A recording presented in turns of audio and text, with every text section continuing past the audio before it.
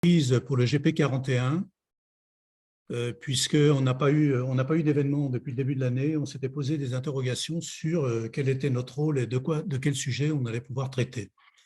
Alors, comme le titre n'indique pas ingénieur et territoire, on cherche plutôt de vous faire participer, ou en tout cas de faire la promotion d'idées transverses, de solutions transverses qui ne sont pas uniquement territoriales, mais qui peuvent se retrouver, qui ne sont pas traitées par d'autres groupes professionnels, donc de la communauté arts et métiers. À ce titre, j'ai invité, on a voulu traiter du digital, mais sous deux aspects, un aspect IA et un aspect cybersécurité. Alors, c'est peut-être un challenge, en tout cas, sur une heure, c'est très compliqué de tout traiter. Donc, on a demandé à deux intervenants de faire une présentation courte de quelques minutes et de réserver en fin de webinaire une bonne partie de notre temps à un débat qui sera ouvert sur les deux sujets. Néanmoins, Philippe, tu avais une… Bonjour. Oui. Bonjour. Alors, je vais peut-être vous demander à tous de couper vos micros, puisque, vu le nombre, on ne va pas pouvoir donner la parole à tout le monde. Par contre, utilisez le chat si dès à présent vous voulez poser des questions ou avoir des interrogations. Philippe, tu avais juste un mot d'introduction. Oui, cher Robert, j'ai une communication. Donc, l'un des nôtres est décédé tout récemment. C'est l'époux de Florence Ferry. Alors, Florence, si vous ne la connaissez pas, Florence est hyper investie. Elle est la secrétaire du GT, donc du groupe territorial Rhône-Calvados. Elle est la présidente d'Ingénieurs et Scientifiques de France. Elle est très active auprès de femmes ingénieurs. Et elle est une amie, évidemment. Et elle est la secrétaire d'Amocène, donc j'ai le plaisir d'être le représentant. Donc aujourd'hui, Bobos, Philippe Bossu ainsi que Christian Demuy sont présents pour nous représenter. Donc je pensais avec Robert, avec Jean-Marc et avec Dominique qu'il était normal que nous ayons une pensée pour Florence et ses enfants. Un petit mot doit être transmis et surtout nous l'avons assuré de notre soutien sans limite, de la fraternité, de la solidarité qui est la nôtre. Voilà. Donc, je vous remercie. Si vous avez un petit mot à adresser à Florence, n'hésitez pas. Je pense qu'elle y sera très sensible. Ça a été fait de manière manuscrite aujourd'hui. Voilà. Merci Philippe de ce message et de cette initiative. Pour ceux qui la connaissent, nous te remercions et tu lui transmettras effectivement nos condoléances. Donc, je vais passer, tu vas garder la parole puisque tu l'as prise. Pour présenter rapidement, alors il y aura 3 temps. J'ai mentionné un temps sur l'IA, un temps sur la cybersécurité, mais le GP41 s'était engagé à chaque présentation de faire un point sur la carte heuristique que tu maintiens pour présenter très rapidement les mises à jour, en tout cas, et comment on accède à cette carte. Donc, tu gardes la parole. Oui, tout à fait. Alors, la carte nomme… Oui. Alors, je vais partager l'écran. Je ne peux pas, mais on va être très rapide. La carte heuristique est à disposition donc, de tous directement sur le GP41 dans l'onglet documents. Ce qu'il faut retenir, c'est que la carte donc, est mise à jour régulièrement. Il n'y a pas eu de mise à jour majeure. Si ce n'est une petite information importante, c'est celui de l'encadrement des tarifs de l'électricité. Et ce que j'évoquais avec quelques-uns en entrée, c'est qu'il y a aujourd'hui donc une date fatidique qui est celle du 1er juillet, où pour les tarifs du gaz ou de l'énergie en général, c'est la fin des tarifs réglementés. Donc, je n'ai pas voulu et souhaité, pour en avoir parlé avec Robert, avec Jean-Marc et avec Dominique, je n'ai pas voulu mettre le lien donc, vers un fournisseur alternatif, mais il existe aujourd'hui donc, des fournisseurs qui permettent de pouvoir négocier quelques tarifs. La prudence quand même s'impose. Sur les sites du gouvernement, donc sur cette carte heuristique, il y a bien évidemment des liens que vous pouvez cliquer. La plus grande prudence quand même sur la sélection de vos opérateurs d'énergie, parce qu'aujourd'hui, le coût de l'énergie explose et il est stratégique. Voilà. Donc, pour ne pas aller beaucoup plus loin, puisque Robert, je crois que le thème d'aujourd'hui, c'est l'IA et la cybersécurité, sachez quand même que l'IA va nous aider beaucoup sur les aides, sur les cartographies. Donc, on essaiera de mettre à jour peut-être cette carte avec un outil peut-être plus évoluées ou plus adaptées. Mais sachez que sur ce format A3, il y a tous les liens vers toutes les aides, dispositifs ou solutions pratico-pratiques. Voilà. Merci à toi, Robert. Je vais rendre la main. Philippe, oui, je pense que les derniers mots sont très importants. Cette carte, elle est destinée à aider les accompagnateurs d'entreprises, de projets, à s'y retrouver dans les différents systèmes de soutien organisés tant au niveau national qu'au niveau local. Absolument. Et donc, on pourrait très bien prendre un exemple, mais voilà, très rapidement, mais tu fais un zoom sur ce que tu veux. Mais en cliquant, on a les adresses et on doit arriver. Bon, là, il y avait territoire d'industrie, mais il y a bien d'autres systèmes de soutien. Je suis en train de vous ouvrir par défaut le lien qui est celui où, ce que j'évoquais avec Amosen, hein, qui est donc un regroupement de 25 ingénieurs à ces métiers et qui, en Normandie, apporte un soutien très, très pratico-pratique à des entreprises en difficulté qui sont des difficultés conjoncturelles. Je rappelle qu'il ne va pas apprécier que tu lui fasses de la concurrence, Villard. Alors, ça, c'est du bénévolat. Hein. Ah oui. C'est juste pour dire qu'on apporte notre pierre à l'édifice. C'est uniquement ça. Alors, pour toute demande, vous adressez à Philippe, qui maintient la carte. Absolument. Sur la compréhension de la carte. Absolument. Après, on a un engagement vis-à-vis de notre communauté. Bien entendu, ceux qu'on a invités et qui veulent en savoir plus, on ne ferme pas la porte. Par contre, on va peut-être quitter ce sujet. Tu me redonnes… non, tu ne vas pas me redonner la main. C'est pas que tu vas la prendre. C'est pas la peine. Non, tu vas la passer directement à Laurent. Alors, est-ce qu'il y a une question sur cette carte, des questions? Bah moi j'en ai eu 4 le premier jour, j'en ai eu 5 3 jours après. T'as pas la façon de demander, ma chère ça. Yann, les micros, hein. Je pense qu'on entend ta conversation. Je ne peux pas arrêter le partage. Je ne sais pas que tu reprennes, Robert. D'accord. Yann, Yann, il faut couper ton micro, Yann. Voilà. Merci Yann. Oui, donc la suite, on passe directement à l'IA s'il n'y a pas de questions. S'il y a des questions concernant cette carte de compréhension, d'accessibilité, mettez votre question dans le chat. Je vais passer la parole à Laurent Laporte, qui est le cofondateur de BrainCube, depuis l'origine. Et BrainCube développe des solutions d'IA à partir d'IoT et de jumeaux numériques. Je pense que, Laurent, ce qui sera important, et tu es l'actuel CEO de BrainCube, de présenter rapidement ta société et de passer directement à ta présentation. Je te remercie. D'accord. Vous voyez mon écran, vous voyez ma présentation? Pas encore. Pas encore. Oui, il faut sélectionner dans Options, parce qu'il y a 2 personnes qui partagent. Donc Philippe, tu dois passer la main. Je t'ai rendu la main, en fait. C'est toi qui peux repartager. ouais, mais quand on va dans Options d'affichage, en haut, Oui. on peut sélectionner entre l'écran partagé de Philippe ou de Laurent.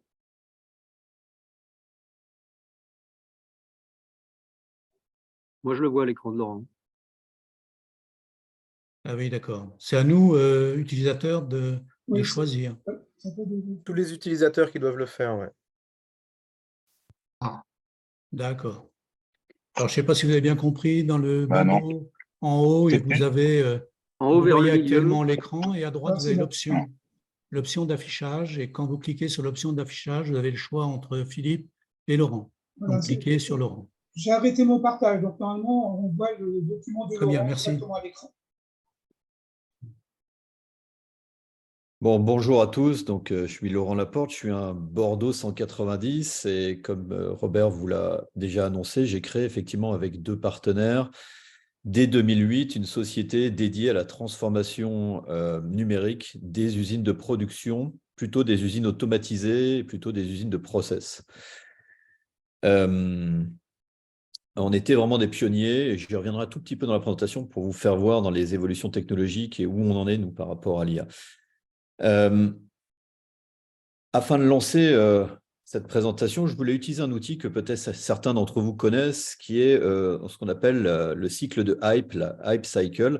C'est en fait un cycle classique qui existe au niveau communication pour une technologie. En gros, une technologie n'existe pas au départ, même si elle est commencée à être développée par des chercheurs. Et puis d'un seul coup, la presse et le grand public s'en emparent et on se met à en discuter, à fantasmer. C'est toute la courbe qui monte. Et on commence à délirer sur ce qu'elle va nous apporter, transformer. Et l'IA, on est en plein dedans, comme vous l'entendez tous les jours à la télévision, où on nous raconte qu'il y a un outil comme ChatGPT qui est un remplisseur de texte qui soi-disant est capable de prendre la place de tous les jobs, alors qu'il ne comprend rien à ce qu'il écrit. Cette courbe est intéressante parce qu'il y a donc une hype qui se crée, puis derrière, il y a une sorte de désillusion, et la technologie, en fait, continue à se développer, elle devient mature, et enfin, elle devient acceptable et installable dans les technologies. L'exemple que j'avais pris pour que tout le monde comprenne bien ce que je veux dire, c'est l'exemple de la voiture, parce que si on écoutait les gens en 2010, on serait tous déjà dans des voitures électriques entièrement autonomes. Ce n'est pas mon cas, moi j'ai une voiture diesel et à part un régulateur de vitesse et un petit correcteur de trajectoire, elle n'a pas grand-chose de vraiment autonome. Et je pense que les voitures autonomes de niveau 5 entièrement autonomes sont loin d'arriver et c'est plus complexe que ce qui était prévu. Alors concernant l'IA, on en est où sur cette hype cycle? Si on comprend bien ce qu'est cet outil, ça nous montre que l'IA est une technologie du futur et qu'on est en train de fantasmer beaucoup de choses et que les technologies qui sont arrivées aujourd'hui, il n'y en a pas beaucoup. Vous voyez, tous ces petits points, c'est des technologies en développement. Et on commence à voir arriver des choses qui commencent à fonctionner sur la reconnaissance visuelle, sur la reconnaissance de texte, sur les chatbots, sur certains niveaux de machine learning et ainsi de suite. Mais il faut penser qu'on va discuter de quelque chose qui n'est pas encore très présent, qui devrait être une vague technologique importante, comme on le voit, mais qui a commencé simplement à entrer dans notre quotidien avec des choses relativement simples. Et pour terminer sur ces courbes de hype, j'ai voulu souligner quelque chose qui concerne tous les gens et notre communauté qui travaille dans la fabrication. Ça vous donne une idée de comment sont positionnées les technologies. Ce que j'ai souligné en vert, c'est ce que nous, on a commencé à développer il y a donc 15 ans et qu'on distribue aujourd'hui d'une façon plus importante. Donc, la plateforme industrielle IoT, évidemment, les jumeaux digitaux des produits fabriqués et puis de l'usine de plus en plus intelligente, ce qui ne nous empêche pas de distribuer des choses qui existent depuis longtemps comme effectivement des TRS, du SPC ou des choses comme ça sur une plateforme. Alors l'IA, très concrètement, on peut trouver plein de modèles, j'en ai pris un relativement simple, mais ça a plusieurs usages et des usages intéressants pour le manufacturing. On recense en général 7 usages, 7 familles d'usages. La reconnaissance, la conversation, la prédiction, la convergence vers des objectifs, les systèmes entièrement autonomes qu'on retrouve beaucoup dans les magasins et ainsi de suite, et puis la reconnaissance d'anomalies ou de schémas répétitifs, de patterns comme on dit, ou enfin l'hyper-personnalisation. Et ça donne des choses très concrètes qui commencent à arriver ou qui sont arrivées depuis quelques années, comme l'identification, la catégorisation des défauts avec du computer vision, avec de l'analyse d'images basée sur des réseaux de neurones, de l'aide et des instructions aux opérateurs qui ne sont plus statiques, mais qui sont dépendantes du contexte permanent de la production. Évidemment, sur tout ce qui est maintenance, on voit des prédictions de panne qui sortent des prédictions classiques du linéaire, qui vont vers des choses un peu plus apprenantes. On a une bonne partie d'instrumentation qu'on appelle des capteurs soft, des soft sensors qui sont en fait des calculs algorithmiques qui nous permettent de créer des métriques de process sur des choses qui ne sont non mesurables, parce qu'il n'y a pas de technologie, parce que c'est trop chaud, parce que c'est trop dangereux, ou par exemple un débit de poudre, on ne sait pas le mesurer, donc on ne fait que peser la poudre et ainsi de suite. Donc, ce qui nous permet de compléter, ou des ratios de débit ou des choses comme ça, nous permet de compléter vraiment les informations disponibles. Et parfois, il faut effectivement des algorithmes un peu apprenants derrière. On a des choses de plus en plus avancées, de la recherche d'optimisation, des adaptations en temps réel. On va vers de l'autonomisation en fait, de la prise de décision. Et en fait, pour moi, l'industrie 4.0, c'est l'avantage informationnel. Quel que soit le niveau d'information dont on a besoin dans sa stratégie à l'instant T. On doit pouvoir aujourd'hui utiliser des technologies sur une plateforme qui permettent petit à petit d'avancer et de mieux comprendre ce qui se passe et de décider. Alors, tous ces usages vont nécessiter des technologies différentes algorithmiques. Elles vont toutes apporter de la productivité. On est dans la grande lignée de ce qui s'est passé avec les machines, les robots, avec l'électricité, ainsi de suite. Oui, on supprime souvent des gens dans les usines, comme on l'a fait avec les machines et ainsi de suite. Mais souvent, ce qu'on supprime, c'est des jobs à pénibilité, des jobs de tri, ou ainsi de suite. Et souvent, ce qu'on fait, c'est pas supprimer, mais on vient assister les équipes de production. Et à terme, ça reste très intéressant d'avoir ces technologies de plus en plus autonomes, puisqu'on a, vous le savez probablement, un énorme problème de recrutement, entre autres dans notre pays, dans les usines de production partout dans nos territoires. Alors, beaucoup d'usages, mais tous ces usages ne sont pas forcément bien acceptés. On va avoir une adoption rapide par les équipes sur tout ce qui va être suppression des pénibilités. Des apports d'informations attendus, une aide dynamique, on va pouvoir calculer des offsets en temps réel sur des lamineurs en fonction de ce qui s'est passé sur les étapes d'avant. On va pouvoir avoir des prédictions de dégradation et donc organiser des anticipations d'utilisation de matériel dégradé ou de choses comme ça. Tous les rapports de performance, ils sont évidemment en temps réel et ce n'est plus des rapports à la journée ou dans un PDF. Et puis, on a des outils interactifs de formation qui arrivent avec une grande simulation des cas d'usage grâce à la réalité virtuelle. Tout ça, c'est plutôt bien adopté. Il y a une sorte de continuité du numérique. Ensuite, il y a des choses à adoption beaucoup plus difficiles. La première chose, c'est quand on arrive avec de l'algorithmie apprenante sur des millions d'informations. Pour vous donner une idée, aujourd'hui, un pneu fabriqué, on arrive à le caractériser par 10 000 variables. Et on fabrique en général entre 15 et 25 000 pneus par jour avec évidemment des modèles et des tailles différentes dans une usine. Donc, on a une qualité de description qui est exceptionnelle. Et on va être confronté, quand on fait les optimisations, à l'expertise de l'homme. Donc, on est confronté à… Robert, Patrick, je ne comprends pas. Je suis dans ton invitation et je tombe sur la conf que je voulais d'ailleurs écouter sur l'intelligence artificielle. C'est le cas. Ça serait d'avoir Si tu peux couper ton micro. Je peux rappeler éventuellement que je corrige mon erreur. OK. Bon, petit problème technique. Merci. Voilà, dans l'adoption difficile, donc le remplacement de l'expertise ou la confrontation à l'expert est quelque chose d'assez difficile. Et la bonne façon d'apprendre ça, c'est plutôt de former les experts à maîtriser ces nouvelles technologies. Il y a la problématique des consignes optimales que les données peuvent nous aider à trouver. Alors, c'est quoi une consigne optimale? C'est fabriquer plus vite, avec moins d'énergie, avec plus de matières recyclées, avec moins de consommables, par exemple. Et donc, on sort des habitudes ou des fenêtres de production historiques. On va proposer, grâce à l'IA, des conduites de machines un petit peu différent de ce qui s'est passé, d'où un réflexe naturel de peur. Et je vais vous raconter une anecdote là-dessus pour terminer sur ce slide. Et puis, on va vers l'automatisation de la prise de décision. Nous, depuis 2019, on a commencé à avoir des IA qui discutent directement avec des systèmes de contrôle d'automatisation afin d'utiliser le machine learning pour prendre la décision à la place des hommes dans les salles de contrôle sur de l'adaptation instantanée à des conditions variables en fait, de production. Et pour vous illustrer ça, la première fois qu'on a fait ça, c'était au Brésil en 2019 sur une machine qui avait 20 ans, qui fabriquait du papier d'emballage. Et quand on fabrique du papier, on essaye de vendre de l'eau dans le papier, de l'humidité, puisqu'en fait, l'eau coûte pas cher par rapport aux fibres qu'on met dans le papier. Et donc, les gens ont des spécifications. Pour le coup, c'était 8% d'humidité. Et pour réaliser ces 8% d'humidité, les opérateurs passaient leur temps à piloter la vitesse de la machine. Et ils n'avaient jamais depuis 20 ans atteint la vitesse maximale de 1400 mètres par minute de cette machine à papier, en arguant tout le temps qu'ils avaient besoin de réguler par rapport aux conditions de sèche qu'ils avaient pour maîtriser cette humidité. Et quand on leur a expliqué le lundi que mercredi, on allait connecter en fait une intelligence artificielle à leur système pour travailler à max de vitesse de machine, 1400 mètres, et exactement à 8% de consigne d'humidité. Bon, ils ont été choqués. Et tout le lendemain, ils ont tourné dans ces conditions-là. Pour la première fois, ils étaient à fond.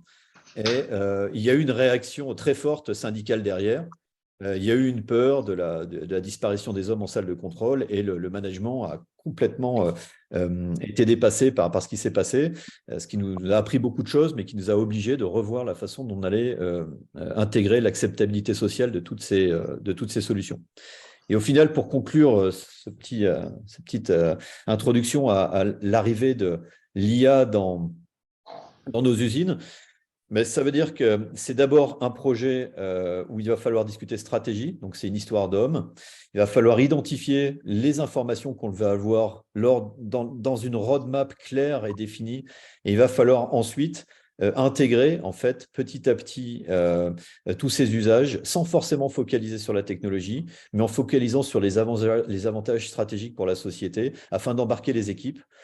Quand on arrive en parlant de technologie ou en imposant une technologie un petit peu trop avancée par rapport à des équipes aujourd'hui qui ont du mal, eh ben, on a souvent un rejet.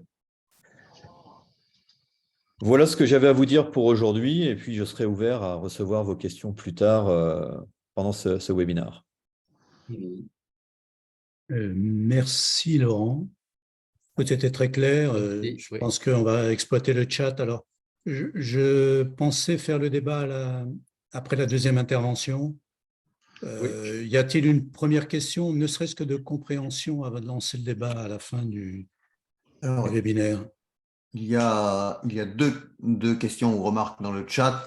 Quel type de maintenance nécessite l'IA de la mise à jour des versions de logiciels?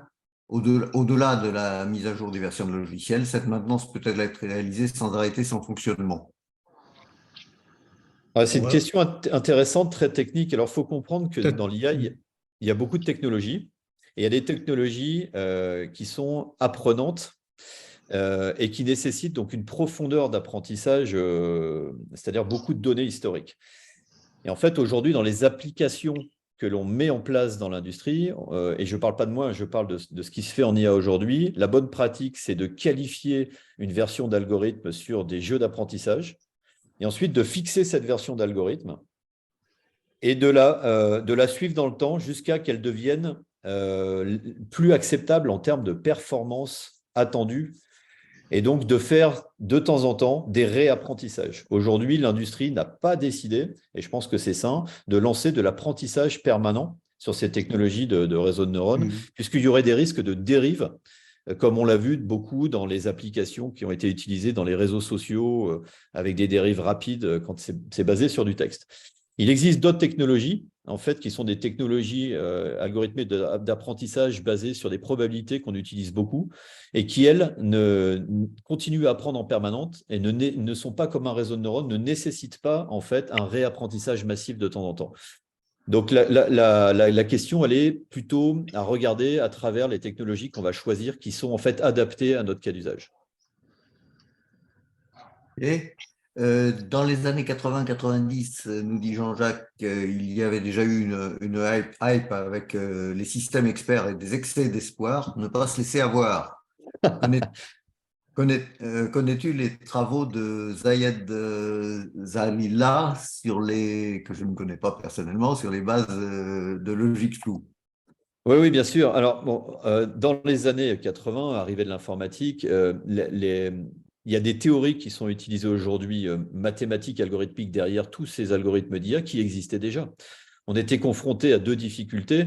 Une, c'était la capacité à collecter et à stocker ces données, qui était très faible par rapport à aujourd'hui. On a été sur la Lune, je crois, avec 8 kilos de RAM ou quelque chose comme ça. Donc, ça n'a plus rien à voir avec ce qu'on est aujourd'hui. Ce n'est plus du tout un enjeu, le stockage, la capacité de stockage et la mise à disposition des données. On parle aujourd'hui de Tera sans problème au-dessus d'une usine. Et la deuxième chose, c'était la puissance de calcul. Certaines technologies, entre autres comme les réseaux de neurones aujourd'hui, nécessitent en fait une puissance de calcul très importante. Et si vous connaissez la loi de Moore, la puissance de calcul qui va doubler tous les 18 mois, en fait, depuis les années 80, on a fait une courbe exponentielle derrière la puissance de calcul. Donc, on arrive aujourd'hui à une étape où il y a effectivement une hype avec plein de choses complètement délirantes qui se disent sur l'IA, mais avec des vraies capacités concrètes qui sont en train d'émerger sur pas mal de choses. Et depuis 8-10 ans, les entreprises ont commencé à intégrer ces technologies avec succès, je pense. Ok, Eric nous dit il y a un paradoxe entre la nécessité de démontrer vis-à-vis d'un client que la technologie IA peut apporter des résultats et le fait que la question de l'acceptabilité par les salariés doit être abordée prudemment par étapes. Oui, de toute façon, on est dans une entreprise humaine hein, quand on va dans une usine, ce qui est notre cas, je ne vais parler que de ce cas-là. Et je pense qu'on a exactement les mêmes difficultés d'acceptabilité qu'on a eu à l'arrivée de technologies physiques, hein, des machines, de robots, ou de choses comme ça. Aller expliquer un magasinier qui va être remplacé par des petits véhicules autonomes, c'est pas facile, et ainsi de suite. Donc, c'est un projet et il faut le prendre, encore une fois, en réfléchissant à ce qu'on veut devenir et non pas en réfléchissant aux technologies qu'on veut utiliser. À chaque fois que les gens ont pensé technologie, et on a vu ça beaucoup à partir des années 2014-2015 avec l'arrivée de l'industrie du futur 4.0, là, les gens ont voulu tester les technologies et en fait ont débouché sur très peu de réalisations concrètes. Alors que les gens qui ont voulu transformer des choses en automatisant informatiquement des choses et en utilisant des technologies numériques et de l'IA ou des choses plus simples, en fait, ils sont arrivés puisqu'ils ont fait que progresser en fait petit à petit dans leur capacité à utiliser les informations qui étaient à leur disposition et qu'ils utilisent relativement mal. L'usine, c'est un champ de travail phénoménal qui génère de la donnée de bonne qualité, massive, en permanence. Et en fait, c'est comme un fluide, en fait, comme l'électricité ou le gaz. Quand on commence à savoir l'utiliser, on peut vraiment gagner en capacité de décision pour progresser sur ces projets de réduction de coûts et de réduction d'impact. Une dernière question. Fixer une version égale arrêt de pertinence potentielle de cette IA pour une simple continuité tel un automate. Alors, c'est Rémi qui nous pose cette question. Je ne sais pas s'il y a peut-être besoin de l'expliciter un tout petit peu. Rémi, si tu peux remettre ton micro et nous dire. Oui, tout à l'heure, j'ai bien écouté cette fixation de version. On comprend bien que ça temporise la version des salariés et tout ce que l'on veut, mais ça veut dire qu'à ce moment-là, tu veux dire par là qu'on arrête tout le potentiel qu'une IA peut avoir d'apprendre. On arrête l'apprentissage, c'est ça que ça veut dire? En fait, quand on déploie par exemple des IA sur de la reconnaissance un peu avancée de défauts, par exemple, on va prendre les pneus d'un avion et pour les caractériser en maintenance, pour savoir si on doit les changer ou pas, on peut utiliser aujourd'hui des tablettes avec de l'IA qui va nous caractériser ces pneus. En fait, l'algorithme utilisé est bloqué en version. Les données continuent à être récoltées et en fait, les data scientists continuent à faire évoluer l'algorithme. Et quand on se rend compte que l'algorithme utilisé a une prédiction par rapport à l'attendu qui est en train de baisser un petit peu, on vient le remplacer par la nouvelle version. Par contre, ce qu'on ne voit pas pour l'instant, c'est sur ces technologies particulières-là, un apprentissage continu, comme on le voit dans ce qui a été mis en place sur les plateformes, pour des raisons de risque, pour éviter en fait des dérives. On est dans l'industrie, il faut qu'on ait une garantie en fait de la performance pour pouvoir piloter en fait l'équipement derrière. C'est franchement rassurant cette histoire d'étape que tu viens d'expliquer. C'est-à-dire qu'on a l'impression au moins qu'on est arrivé à un palier, qu'on continue d'apprendre et qu'on passera à la version, comme finalement les versions de tous les programmes. Et en faisant ça, exactement, on évite des biais, parce que les biais qu'on identifie avec la version actuelle, on peut les corriger. Et deuxièmement, on bénéficie des évolutions technologiques qui vont assez vite. Donc, les changements de version peuvent vraiment être efficaces et on peut voir des taux de prédiction qui vont passer au départ d'acceptation à 98, 99, qui peuvent monter très rapidement 99,5, 99,7. Et en fait, avec ces systèmes-là, sans prendre le risque d'avoir quelque chose qui se met à dériver. Le problème de l'IA par apprentissage profond comme ça, c'est qu'à partir du moment où une dérive est rentrée, en fait, le système se réenforce. Et donc, il peut vite être en dehors des clous par rapport à ce qu'on en attend. Oui, tout à fait. Très bien, mais je pense qu'on en aborde le débat, là. Effectivement, entre le système prédictif ou explicite et implicite, la différence entre les deux types d'IA. On reviendra sur cette question. Jean-Jacques a mis un lien vers les vieux systèmes experts ressuscités, donc vers un article. Et Jean-Paul nous dit, y a-t-il des architectes qui savent ou sauront combiner l'IA, les robots, drones mobiles, par exemple, pour réaliser des rondes de maintenance ou de management? Merci beaucoup. Attends, quitte pas. Je quitte le mode plein écran et je suis en train d'écouter la conf sur l'IA. Et, il y a quelqu'un qui voilà. Tu peux couper ton micro, Oui, donc tu vas excuse-moi, bien? parce que... attendez, je ne sais pas qui est à l'appareil. Je ne sais pas qui parle. Exactement, c'est pour ça que je commençais à m'inquiéter en disant j'espère que tout va bien. Celui Bon, qui là, parle on pourrait couper est... son micro, là. Oui, s'il te plaît, parce que là, on est 70 et on ne peut pas donner la parole à tout le monde. Bon. Thomas vient de mettre également un lien Oui, dans oui, non, mais je vais te chat expliquer que je vite vous fait. propose de En récupérer. fait, si tu veux, j'ai deux choses à faire. J'ai une On peut... conférence. Et tu as une première chose à faire, c'est de couper ton micro, s'il te Introduction, plaît. et j'ai Oui. choisi le côté Alors, Coupez son micro. RSE et performance des petites structures. L'administrateur, oui, pas le lui couper. Personne le problème, c'est que j'arrive pas à savoir qui parle. m'approche. J'essaie de Patrick. trouver. Et si tu veux, Patrie, apparemment. je veux faire une présentation, une introduction correcte sur une journée avec la Ah, CCI. c'est Patrick le Sauvage?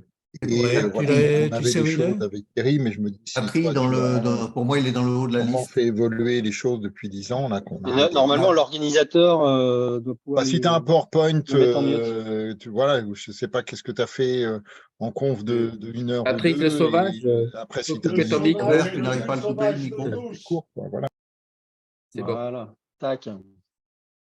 Ah, Bon, il est ok. revenu par la porte. Il est repassé par la fenêtre. Pardon. Pardon pour tout le monde.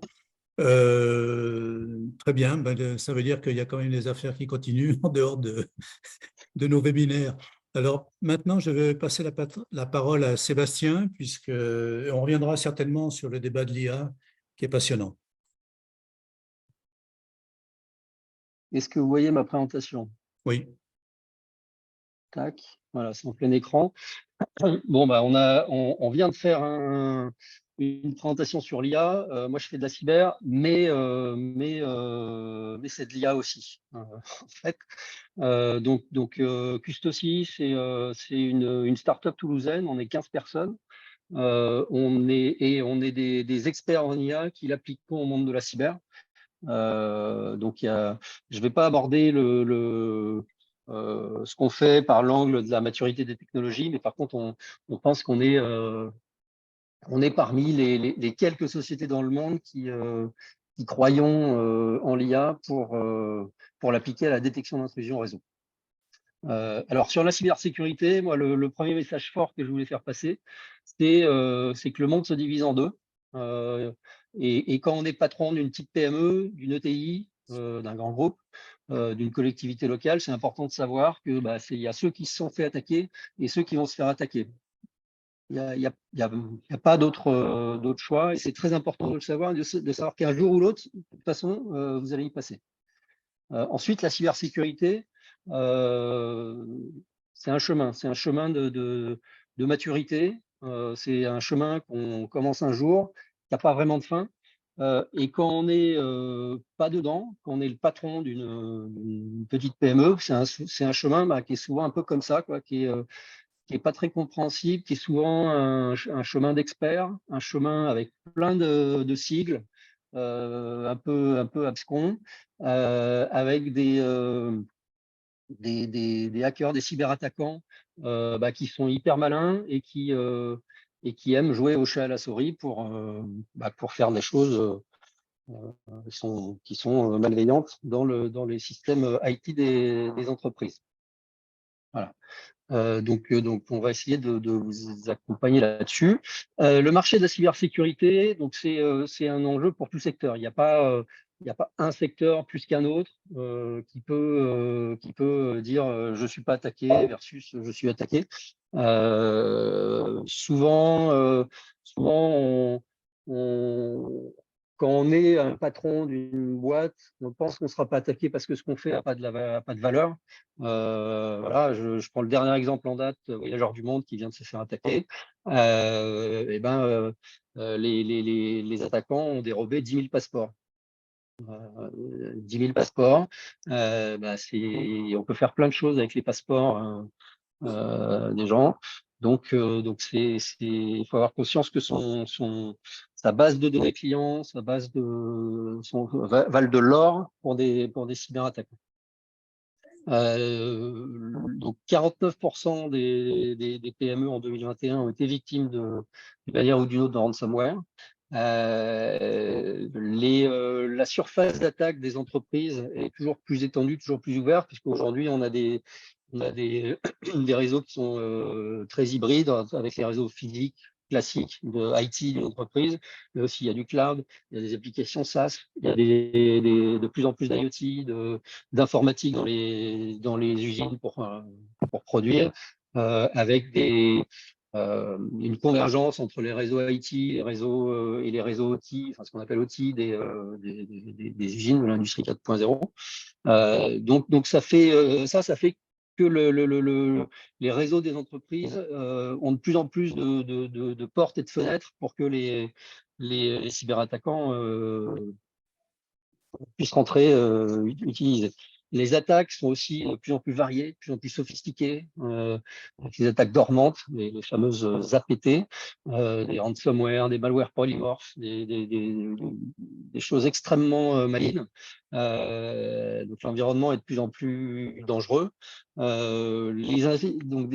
on se fait attaquer, il y a des investigations qui sont complexes et stressantes, plein d'outils à corréler.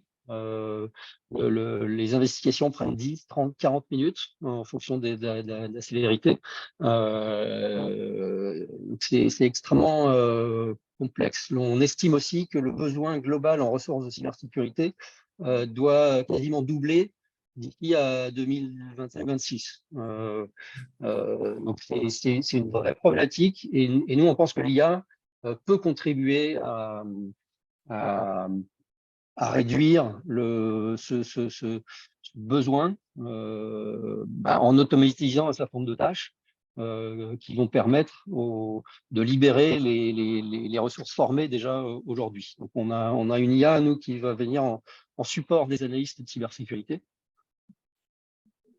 Quand un hôpital, une collectivité locale, une entreprise dit « Ah, j'ai été attaqué », il faut bien avoir conscience que ça n'en est que la manifestation visible. C'est-à-dire que typiquement, chef, on n'a plus accès à rien, on a été attaqué. Voilà. Mais en fait, quand on est dans le métier de la cyber, on sait comment ça se passe. Et le chiffre qui existe, le chiffre publié par IBM, c'est que c'est 212 jours entre l'accès initial, c'est-à-dire quand le premier cyberattaquant rentre dans le réseau, et sa détection et son impact. C'est-à-dire que pendant plusieurs semaines, plusieurs mois, là, plus de 6 mois, 212 jours, on a quelqu'un qui se balade dans le réseau pour trouver là où sont les données importantes.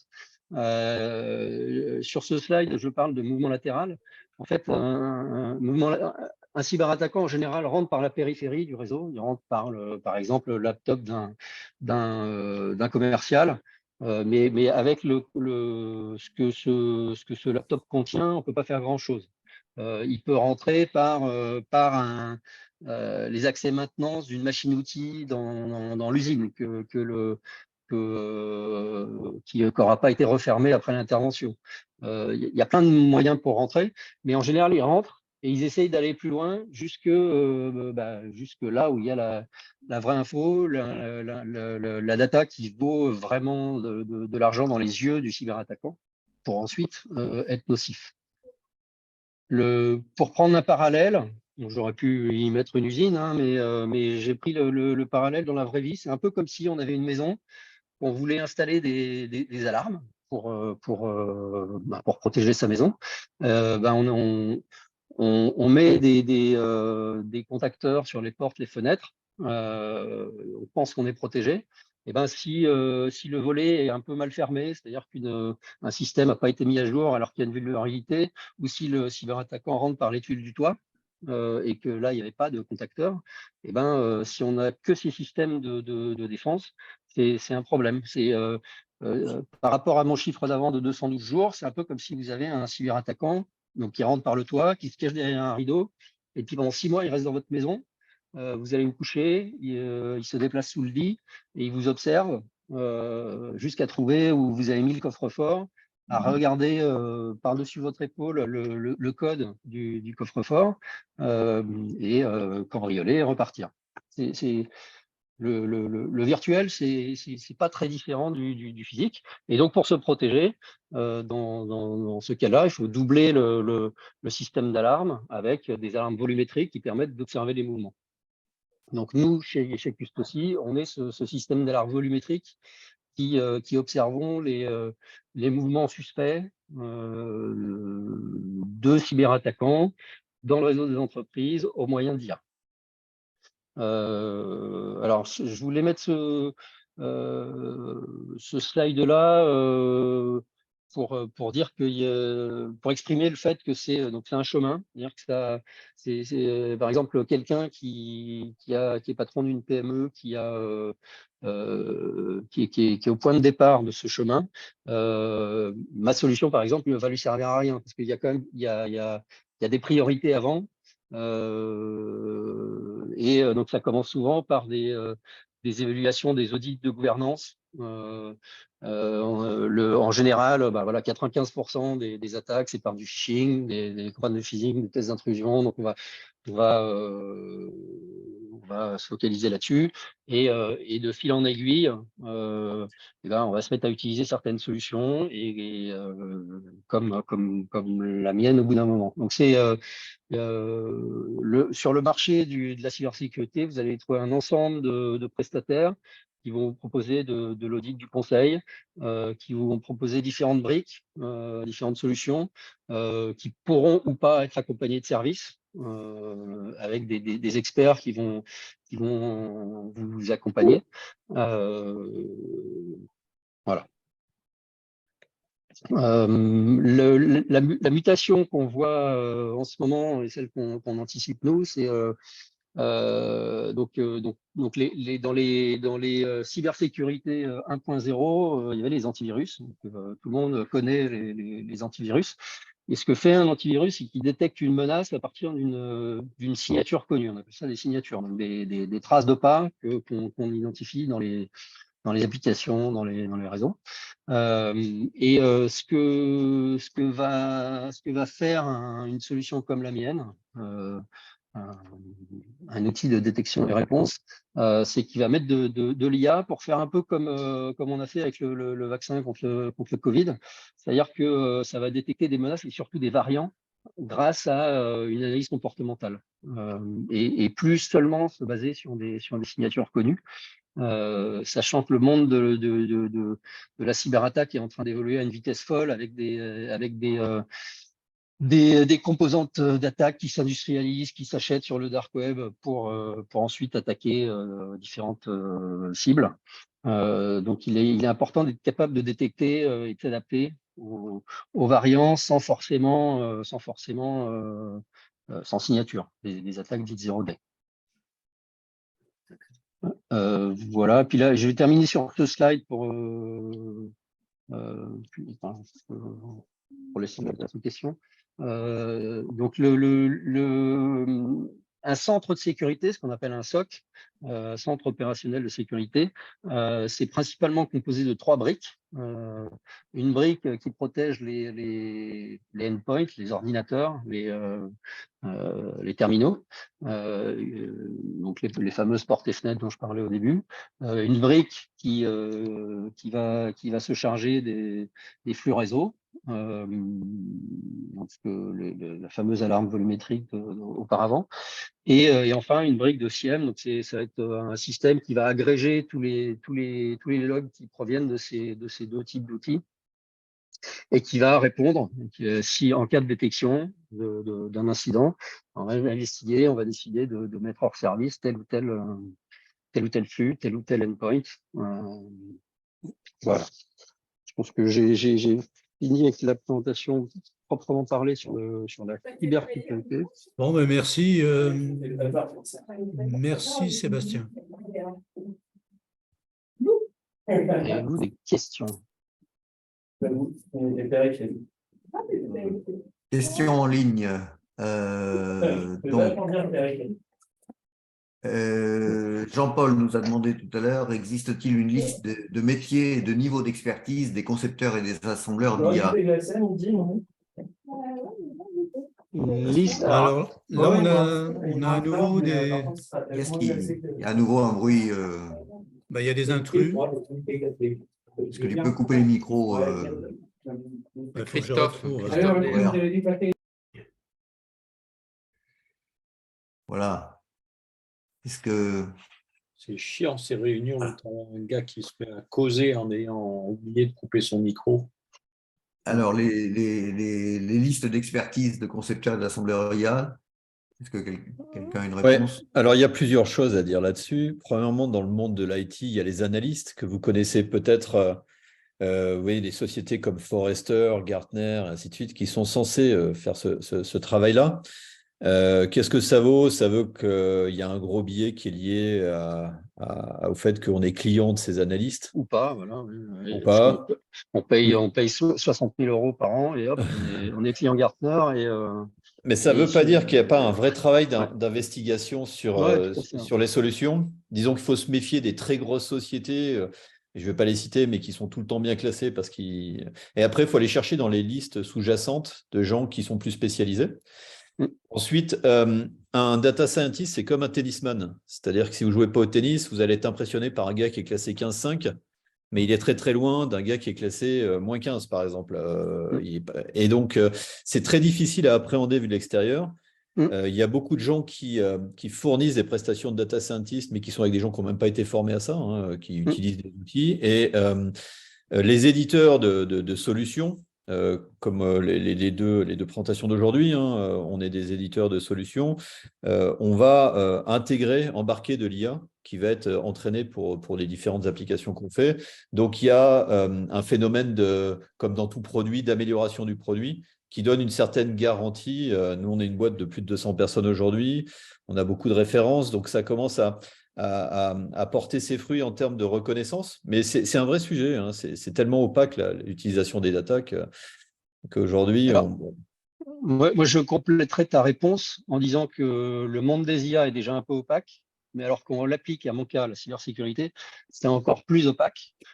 Et ce qui est assez compliqué, c'est de faire la différence pour ceux dont le marketing dit qu'il faut de l'IA pour faire bien. Et il y a ceux qui savent vraiment de quoi ils parlent et qui le font dans une certaine perspective. Dans notre cas, donc nous, je ne sais plus si je l'ai dit, mais on est 15 personnes, 30% de docteurs et doctorants. Donc on a une profondeur technologique assez importante pour ce qu'on cherche à faire. Et le point de départ de l'exécution, ça a été les 89% de besoins d'ici à 2025-26 de ressources de cybersécurité formées que le monde éducatif ne sera pas capable de former. Et on s'est dit, bon, il faut contribuer à ça. Et notre objectif, c'est de générer beaucoup moins de faux positifs que les outils de la concurrence qui n'utilisent pas d'IA.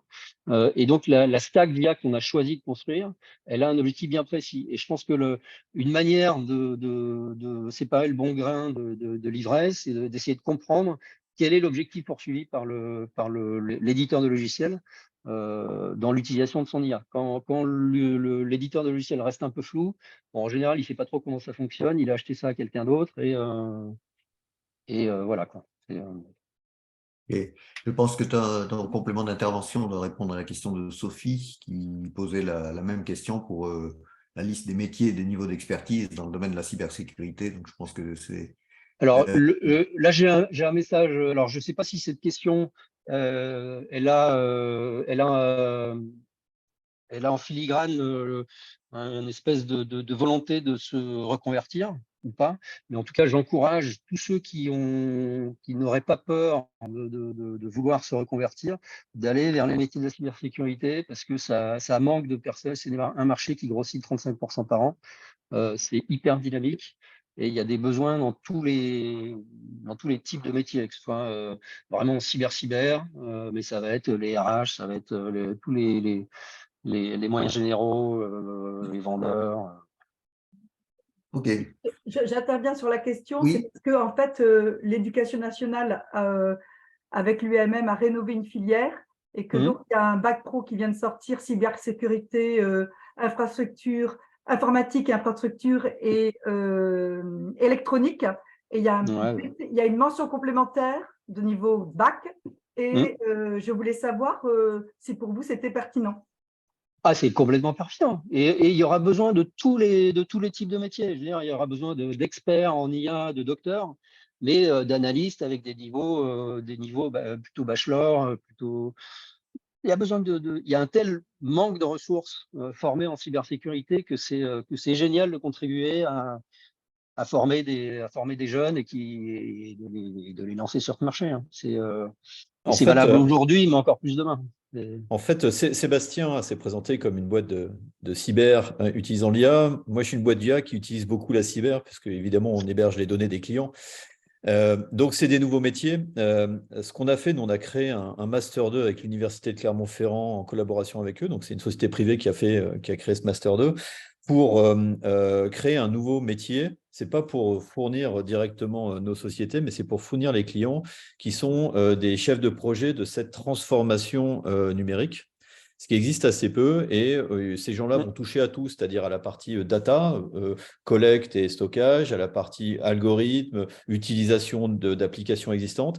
Et évidemment, il y a un gros sujet sur la cyber. Alors, ça reste des généralistes, mais ça leur permet, eux, d'intégrer des postes dans des organisations et d'avoir déjà un vrai niveau de compréhension des attendus pour pouvoir diriger des projets de réussite, d'intégration de ces technologies. C'est très important. Aujourd'hui, il y a une profusion effectivement d'offres et beaucoup de stickers posés partout sur tout et n'importe quoi. Je peux pas dire grand-chose. Et après, en France, on a quand même un organisme qui s'appelle l'ANSSI, qui nous aide là-dedans et qui certifie en fait des sociétés ou qui les accompagne. En général, quand on travaille avec l'ANSSI ou avec des gens qui sont certifiés ANSSI et qu'on fait des audits, qu'on fait tout un travail de relecture de code avec eux, les gens qui font ça, les sociétés qui font ça, vous apportent un niveau de sûreté supérieur sur la qualité de leurs applications. Donc, n'hésitez pas à poser des questions sur la sécurité, la Global Security Policy, comme on dit. Oui, puis l'ANSSI, on peut vraiment se reposer sur eux, les appeler. Si vous êtes attaqué, experts, par exemple, je vous recommande de les appeler.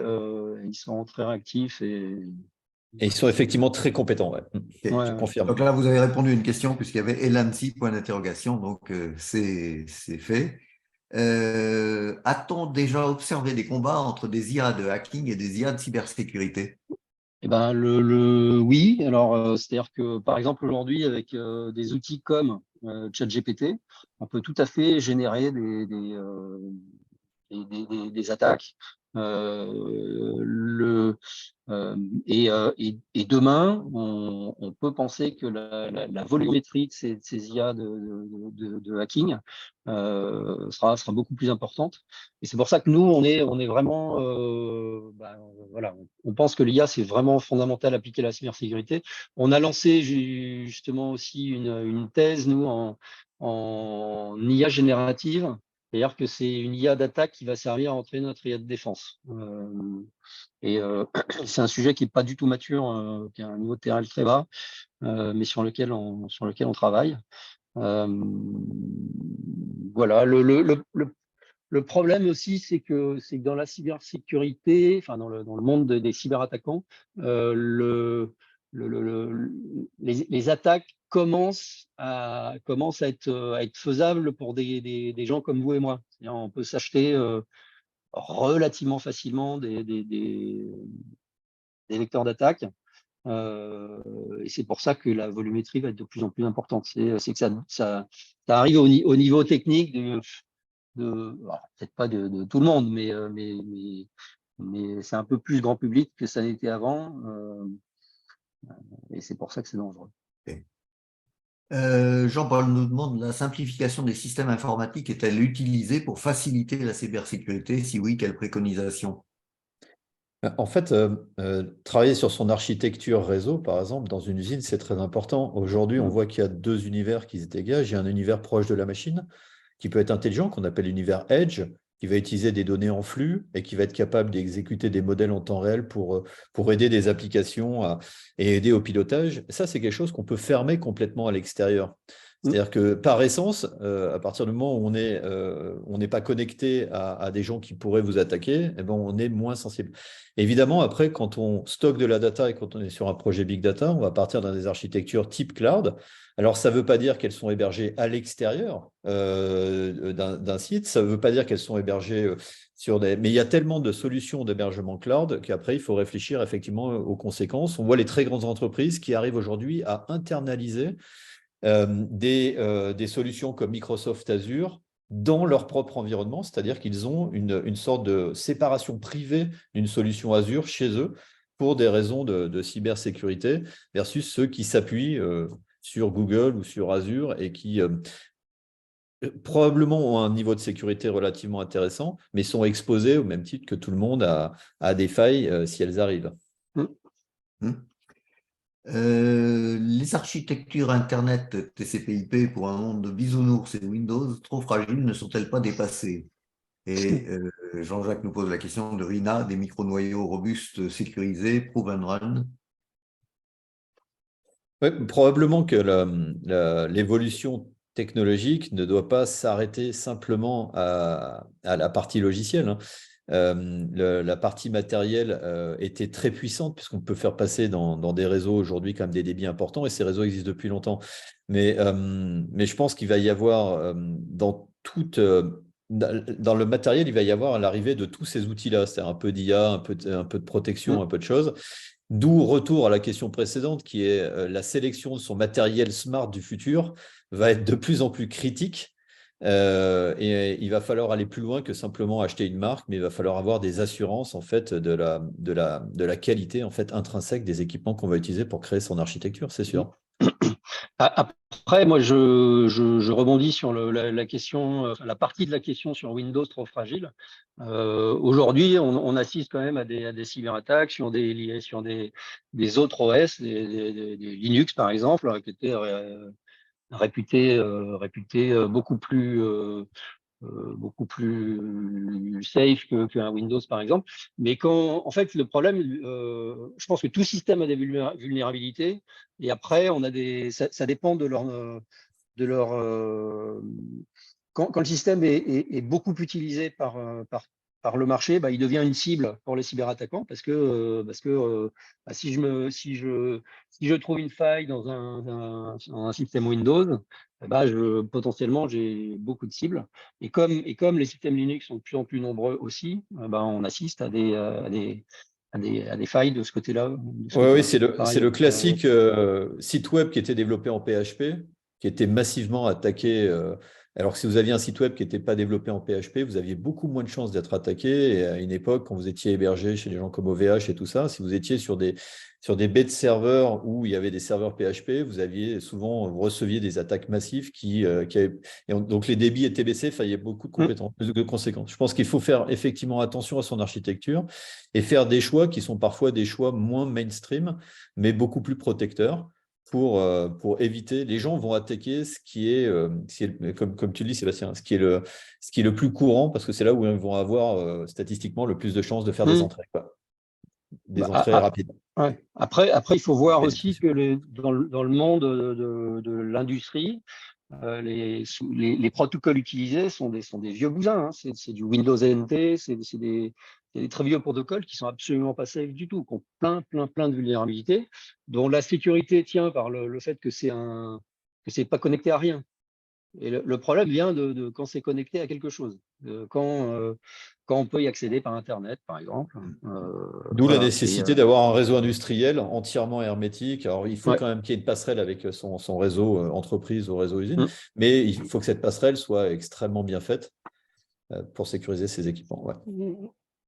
Il est 14h et je vois qu'il y a on commence à avoir pas mal de déconnexions. On peut quand même continuer et ceux qui nous quittent pourront retrouver l'enregistrement pour la suite des questions.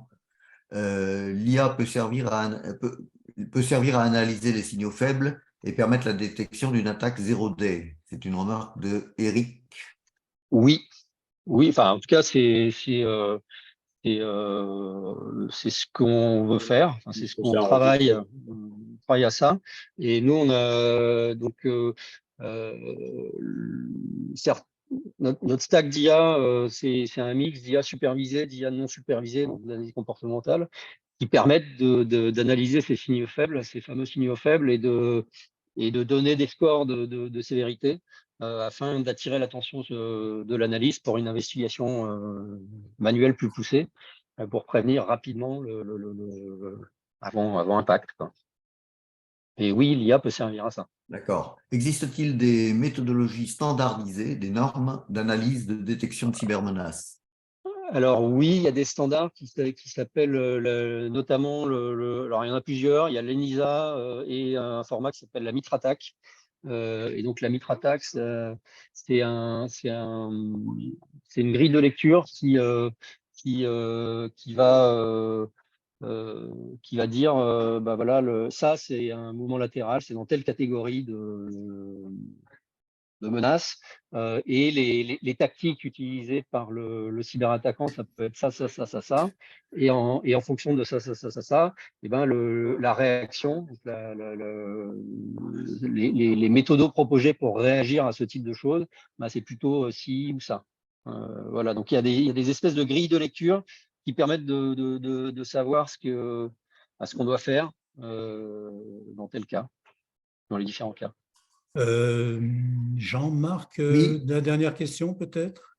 Oui, donc c'est difficile. c'est une dernière question et après, effectivement, c'est plutôt des remarques et des renvois que nous avons dans le chat avec des liens vers des sites, etc. Le renvoi vers un enregistrement d'une conférence du Rexam également que nous propose Jean-Paul. Donc, il restait une question que j'ai perdue du coup en faisant défiler. C'était... je l'ai perdu. Quelles sont les spécificités? Oui, c'était ça. Quelles sont les spécificités d'un projet d'implémentation d'IA dans une usine par rapport au projet d'IT classique? En fait, les spécificités vont être dans le besoin informationnel. Exactement. La démarche projet va s'appliquer de la même façon. Ensuite, les spécialités suivant les besoins de maîtrise technologique dans les membres du projet vont être différents, mais on ne va pas avoir une approche qui est très différente de ce qu'on faisait précédemment. On va plutôt avoir des spécialistes différents autour de la table. Ouais, puis moi, je rajouterais, d'abord, l'IA, c'est une boîte à outils, hein, et donc, c'est qu'est-ce que vous voulez faire? C'est le cas d'usage. Technologie, des mathématiques, des choses comme ça, quoi. Voilà.